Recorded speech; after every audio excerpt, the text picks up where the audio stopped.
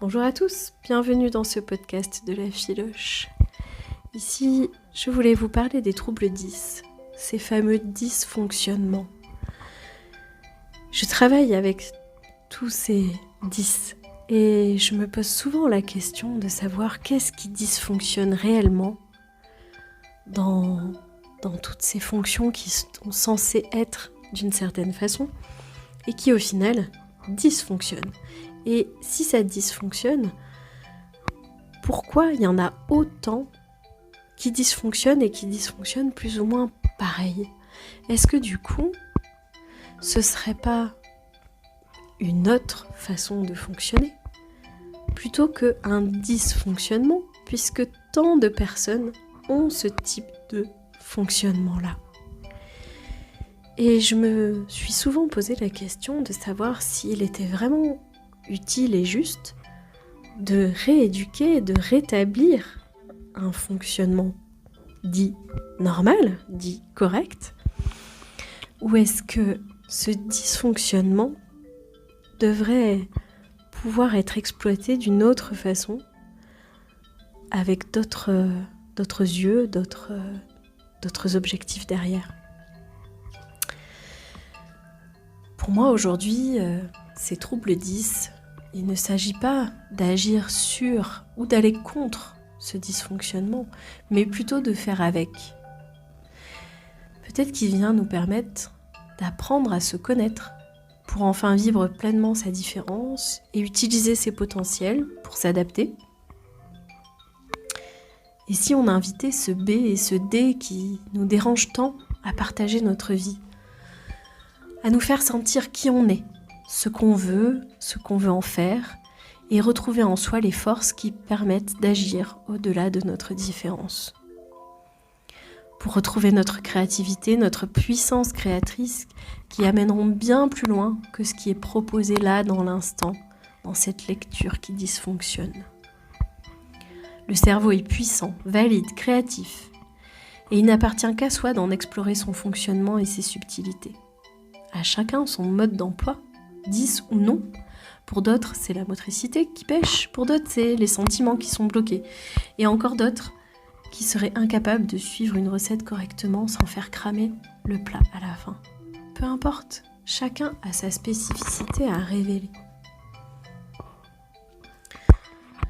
Moi qui utilise maintenant la communication quantique, et je l'utilise aussi dans mes rééducations orthophoniques et dans mes accompagnements, je me suis demandé comment je pourrais utiliser cette connaissance, cette capacité à aller chercher en l'autre la réponse, la compréhension de ce qui se passe, versus ce que nous apprennent les sciences au niveau neurologique, au niveau fonctionnement du corps, du cerveau. La communication quantique, ce n'est pas une encyclopédie du savoir absolu. Il s'agit surtout d'aller à la rencontre de soi, de qui l'on est et comment on est. La science n'est pas encore parvenue à tout expliquer, et il n'est pas question de devancer la science par la communication quantique. Mais en permettant à l'autre d'avoir accès à qui il est, à connaître son propre fonctionnement, ses capacités, ses faiblesses, alors il peut agir en faisant des choix sur ce qu'il doit en faire. Les ressources proposées lui appartiennent et lui permettent d'avancer plus vite. Un dyslexique, comme un parkinsonien, ne pourra pas changer la façon dont son cerveau fonctionne, ou analyse, ou agit. Mais il pourra lui donner accès à d'autres aptitudes qui, par répétition, modifieront à long terme le fonctionnement premier qui était limité. D'autre part, libérer, transformer des émotions, des schémas transgénérationnels ou des croyances, pour également agir à ne plus subir son trouble et à l'utiliser comme une ressource pour aller vers soi. Faire de sa différence une force et sa singularité qui apporteront au monde bien plus que de vouloir faire à tout prix pareil que les autres. Regardez Einstein ou Edison comme ils ont contribué à faire avancer le monde entier, malgré leur dyslexie. La science nous réserve encore bien des surprises, et merci à tous les fêlés qui ont refusé de se conformer à tout ce qui était là pour aller bien au-delà de la compréhension du monde visible. Je voulais vous donner une citation de Marine Barnerias qui est atteinte de sclérose en plaques, qu'elle appelle Rosie. « Je comprends que sans cette Rosie, je serais sérieusement passée à côté de ma vie. Je réalise à quel point je ne m'en serais jamais rendu compte.